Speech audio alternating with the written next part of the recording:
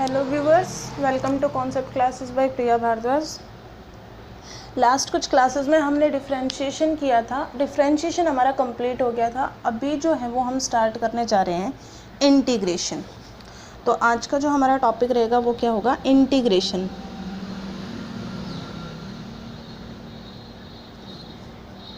देखो, सिंपल से एक बात समझो, इंटीग्रेशन है क्या? इस नेचर में अगर हम बात करें, हर चीज़ का कोई ना कोई रिवर्स है हर चीज़ का। जैसे कि सिंपल अगर हम डे की बात करें तो नाइट है, ठीक है। ऐसे मतलब हर चीज़ का इन्वर्स है, कुछ ना कुछ रिवर्स है। एडिशन की बात कर लो, एडिशन का रिवर्स क्या होता है? सब्ट्रैक्शन, ठीक है। ऐसे मल्टीप्लिकेशन का रिवर्स क्या होता है? डिवाइड, ठीक है। तो इसी तरह से अगर हम बात करें डिफरेंशिएशन, तो डिफरेंशिएशन का रिवर्स जो है ना, रिवर्स वो क्या है? इंटीग्रेशन। डिफरेंशिएशन का रिवर्स, तो हम ऐसा कह सकते हैं कि integration is reverse process of differentiation, ठीक है। Integration is reverse process of differentiation. तो इसका मतलब क्या हुआ? रिवर्स है ये, रिवर्स का मतलब क्या हुआ कि अगर डेरिवेटिव हम लिखें, डेरिवेटिव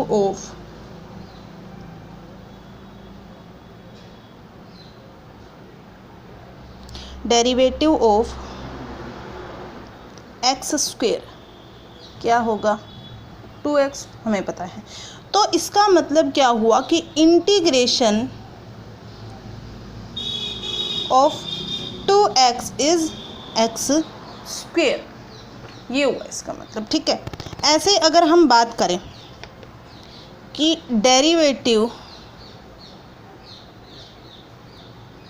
ऑफ 2x स्क्वेयर कितना होता है? 4x। तो कहने का मतलब integration of 4x is 2x square, यही होगा, ठीक है। इसी तरह से हम और आगे अगर बात करें कि हमारे पास ऐसा हो कि डेरिवेटिव ऑफ 2x प्लस 3, ये कितना होगा हमारे पास?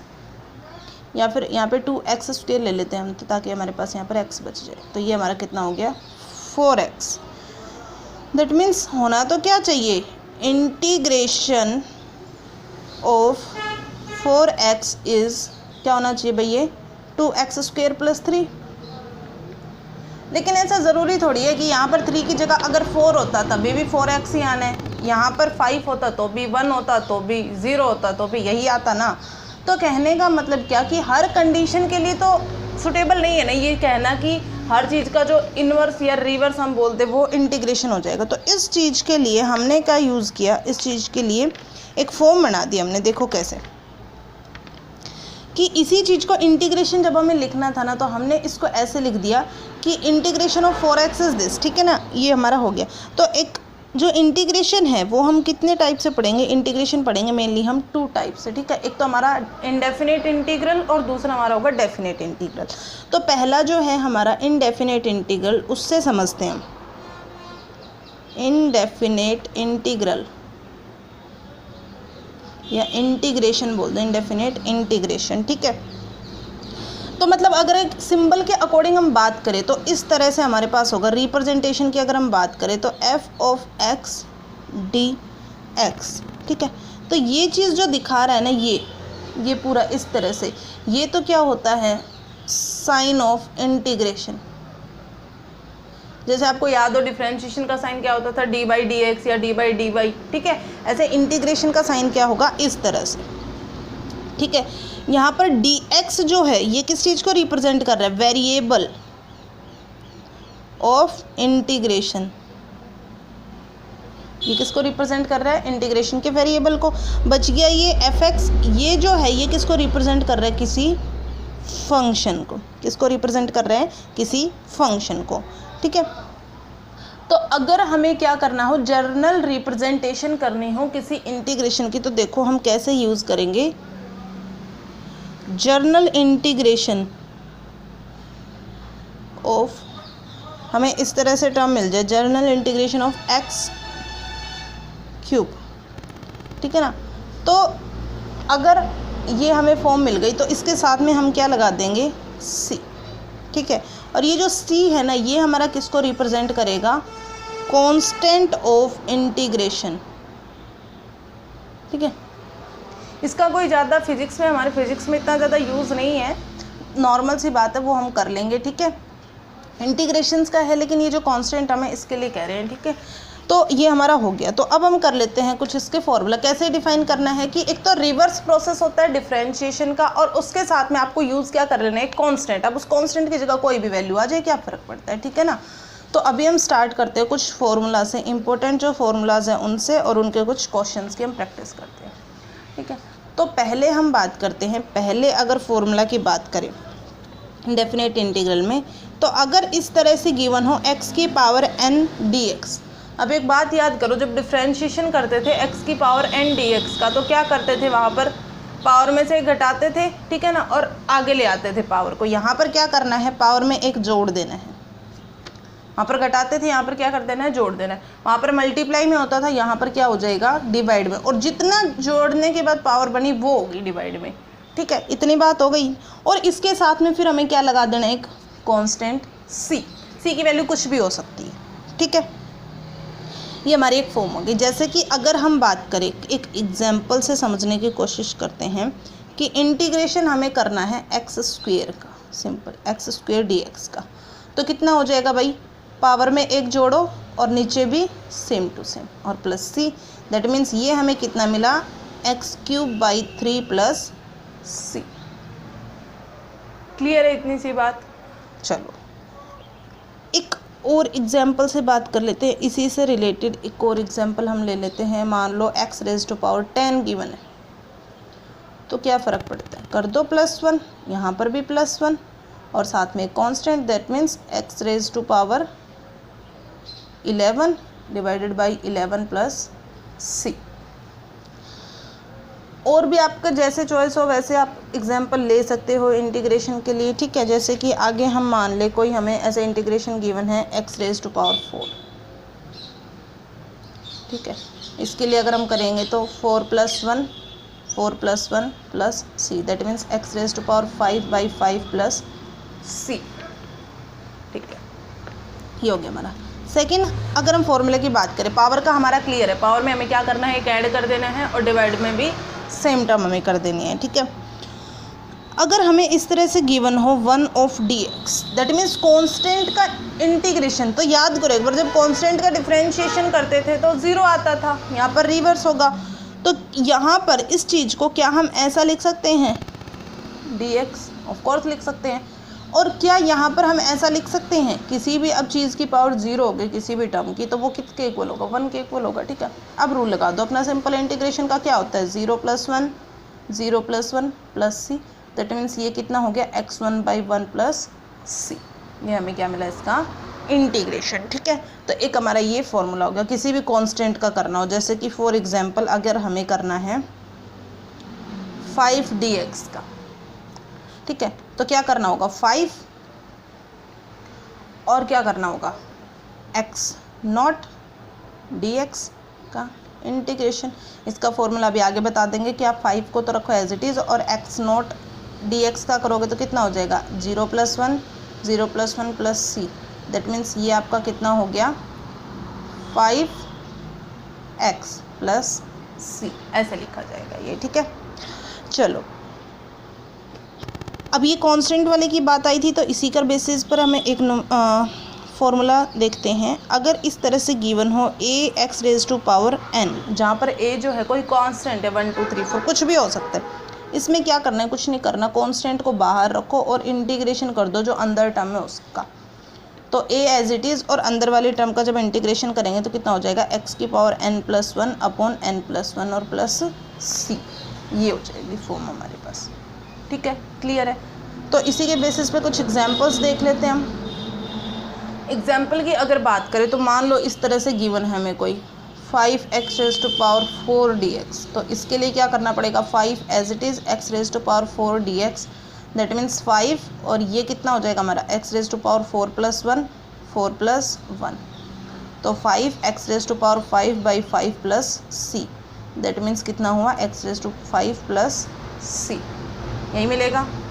ठीक है, और एग्जाम्पल्स की बात कर लेते हैं हम इसी की तरह। मान लो आपको गिवन है 10x dx, तो 10 as it is x dx, 10 as it is x 1 + 1 1 + 1, that means 10x⁵2 divided by 2 + c, तो ये कितना हो जाएगा, ये हमें कितना मिलेगा 5x² + c। तो इस तरह से करने हमें इंटीग्रेशन। ठीक है, एक फॉर्मूला तो हमने पावर का, तो फॉर्मूला क्या किया कि पावर में तो क्या कर देना है, एक ऐड कर देना है, और जितनी पावर ऊपर बनी उतनी ही पावर से इसको डिवाइड कर देना है। ठीक है, और साथ में क्या लगा देना है, एक कांस्टेंट टर्म। ठीक है, इसी तरह से अगर एक और फॉर्मूला की बात करें, किसी कांस्टेंट का इंटीग्रेशन अगर हमें करना है तो वहाँ पर हमें मानना पड़ेगा उस वेरिएबल के कोई भी पावर है उसको 0 के अराउंड मानना पड़ेगा, ताकि वो टर्म जो है वो, अगर किसी चीज़ की पावर 0 है तो वो 1 ही हो जाएगा, उसके अकॉर्डिंग हमें मानना पड़ेगा। ठीक है, एक फॉर्मूला अभी हमने क्या पढ़ा है, ये वाला, कि अगर किसी कांस्टेंट के रेस्पेक्ट में इंटीग्रेशन करना हो, कोई कांस्टेंट गिवन हो और x गिवन हो, ठीक है, उसका अगर हमें करना हो तब हमें कैसे करेंगे कि कांस्टेंट को बाहर रखेंगे और जो x की पावर जो भी है, x का जो भी फंक्शन बनता है उसका क्या कर देंगे, इंटीग्रेशन कर देंगे। तो मेनली ये 3 फॉर्मूलाज अभी हमने किए हैं।